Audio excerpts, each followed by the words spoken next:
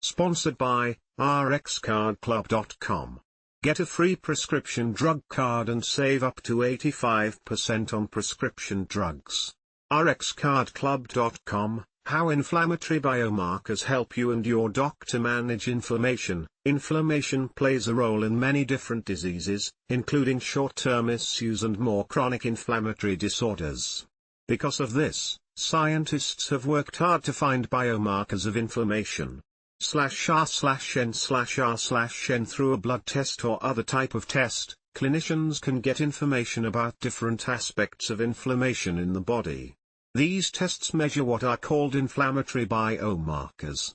/r/n/r/nGeber 86, Getty Imagesrnrn A biomarker, also called a biological marker, refers to an objective measurement of something happening inside a person's body. Such biomarkers provide a lot of important information to clinicians, who use them to help diagnose and properly treat medical conditions. Clinicians use them in assessing almost every patient. /r/n/r/n biomarkers are a broad category. For example, a person's blood pressure is a type of biomarker. Imaging tests like X-rays are another subcategory of biomarkers. /r/n/r/n other biomarkers might analyze a component of a person's blood, urine, cerebrospinal fluid, saliva, or stool. Most often, people mean information from blood tests when they talk about biomarkers. /r/n/r/n Similarly, there is variability in what exactly biomarkers are testing.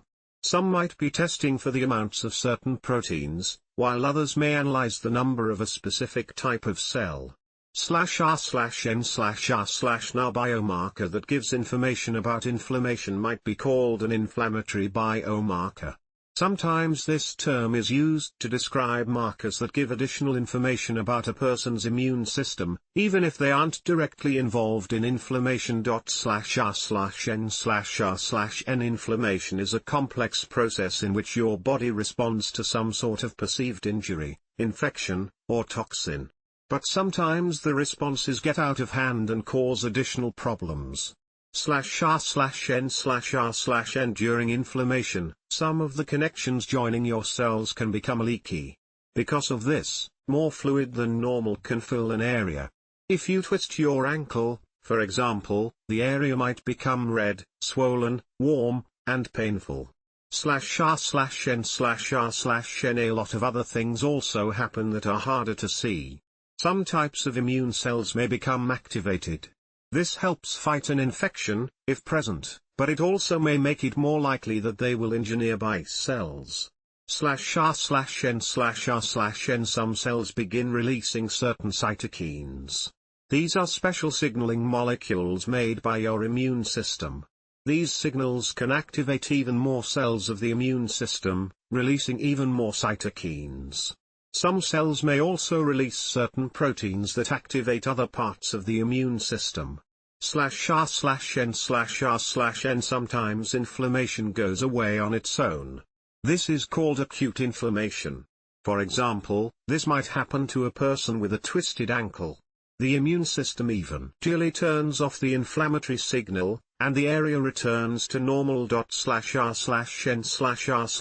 Other times, the immune system can go into a state of more chronic, long-term inflammation.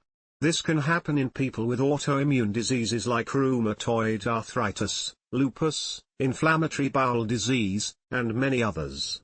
More cytokines and more specific immune cells might be present in an area than normal. /r/n/r/n Depending on where in the body this is happening, it can cause specific symptoms. For example, someone with rheumatoid arthritis has excess inflammation in their joints.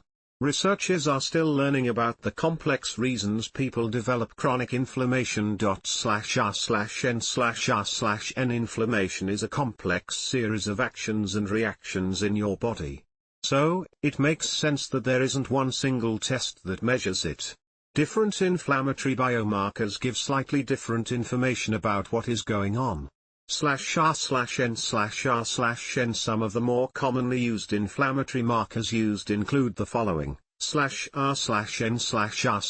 Other inflammatory markers are sometimes assessed in specific circumstances.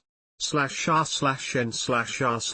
A standard medical test is the complete blood count, CBC, which gives information about the number of different cells in your blood. A CBC measures /r/n/r/n. Changes in the components of your blood can contribute to inflammation. For example, elevated WBC and platelet counts with low hemoglobin is a surrogate for inflammation. /r/n/r/n. CBC gives broad information relevant to a lot of different diseases which involve inflammation. Some of these are /r/n/r/n. CP is an acute phase reactant, meaning the protein is released by the liver in response to inflammation. It may be elevated in many different inflammatory conditions, including /r/n/r/n. ESR, sed-rate, is another commonly used measure of inflammation. Technically, it measures changes to red blood cells, erythrocytes, which can happen due to inflammation. It may be elevated in many different inflammatory medical conditions, including most of the same ones as CP.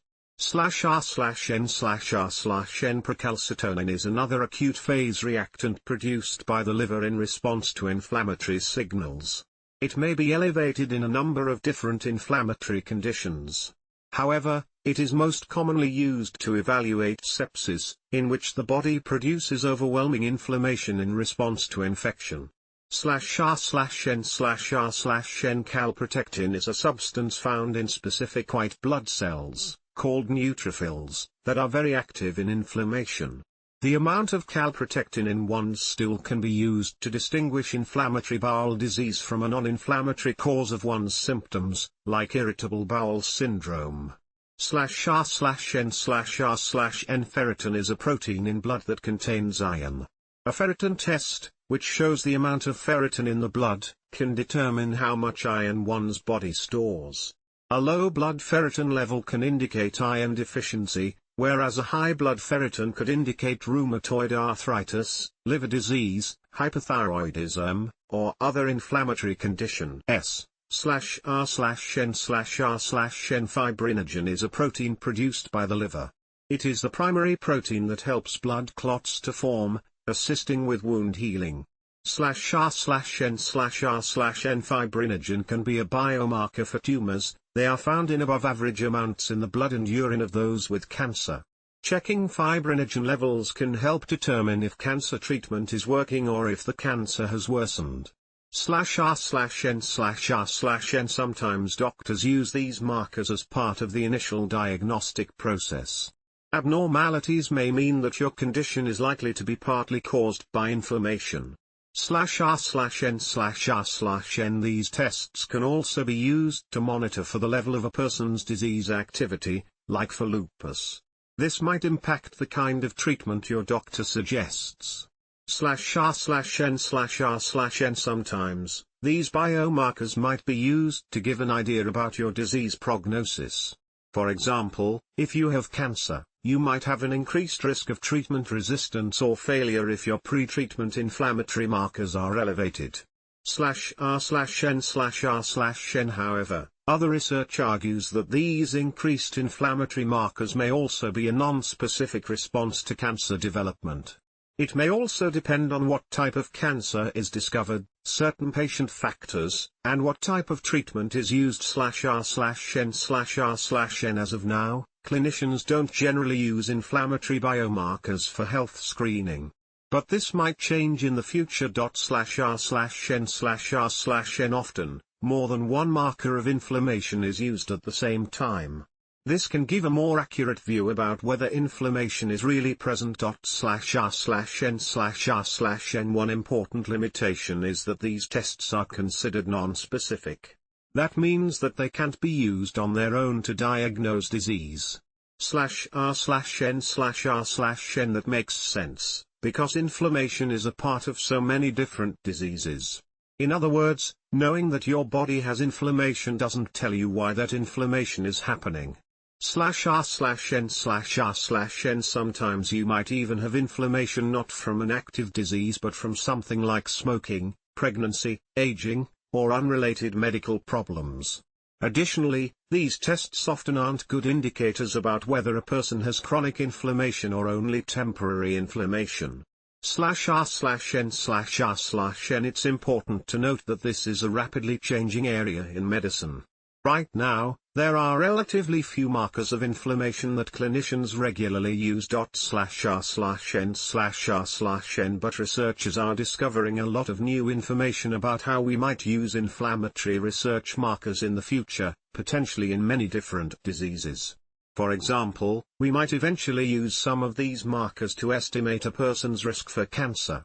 /r/n/r/n Inflammatory biomarkers are also very helpful when researchers evaluate new potential treatment options. /r/n/r/n Your doctor may have you get certain tests for inflammatory biomarkers as part of your diagnosis and ongoing treatment. /r/n/r/n For example, if you have painful joints, tests for inflammation can show that you are more likely to have an inflammatory condition like rheumatoid arthritis instead of another medical condition that might cause these issues, like osteoarthritis. /r/n/r/n When you get your test results back, they'll usually be put in terms of their normal range. Typically, if your result comes back higher than that normal range, it's a sign that inflammation might be part of your problem. /r/n/r/n If your results come back in the normal range, it's more likely that you have a problem that doesn't cause a lot of inflammation. /r/n/r/n However, not every inflammatory biomarker is like this. For some, having a lower than normal number might mean that inflammation was involved. And sometimes it makes a difference if your value is a little or a lot out of the normal range. /r/n/r/n It's important to note that such tests aren't necessary for diagnosing every kind of inflammation, and they don't always give great information about the level of your disease activity. Your own experience of your symptoms often gives information that is helpful as well. /r/n/r/n Remember that these results must be used in the context of your complete medical picture. Ask your doctor if you have questions about the interpretation of your specific test results. /r/n/r/n Fortunately, there is often a lot you can do to reduce the inflammation in your body and so reduce your symptoms. /r/n/r/n Some of the following may help you reduce your inflammation. /r/n/r/n Your doctor can help provide resources for all of these, for example, referral to a nutritionist, medication to help you quit smoking. /r/n/r/n Additionally, your doctor can prescribe therapies that can help treat the underlying cause and reduce inflammation. For people who have chronic inflammation, many of the treatment options ultimately work by reducing this inflammation in slightly different ways. /r/n/r/n Inflammation is an incredibly complex process that can be assessed by many different biomarkers. Researchers are still learning about the best ways to use inflammatory biomarkers to diagnose and monitor disease. /r/n/r/n The main thing to remember, though, is that you have some control over how to manage your chronic inflammation. By making good health choices and working with your doctor to get the right therapy, you can decrease your symptoms and get your inflammatory biomarkers closer to the normal range. /r/n/r/n By testing for inflammatory biomarkers, a clinician gets clues about the possible causes of your symptoms. If your inflammatory biomarkers are abnormal, it's a clue that you might have an inflammatory disorder, one in which inflammation is a big cause of the problem. /r/n/r/n You may be able to reduce your chronic inflammation by changing your diet, quitting smoking, exercising more, and taking your medications as prescribed. Doing so can interrupt the inflammatory process, and your inflammatory biomarkers would be more likely to come into the normal range. /r/n/r/n Some of the most commonly used inflammatory markers are CP, ESR, procalcitonin, and white blood counts, assessed via a complete blood count.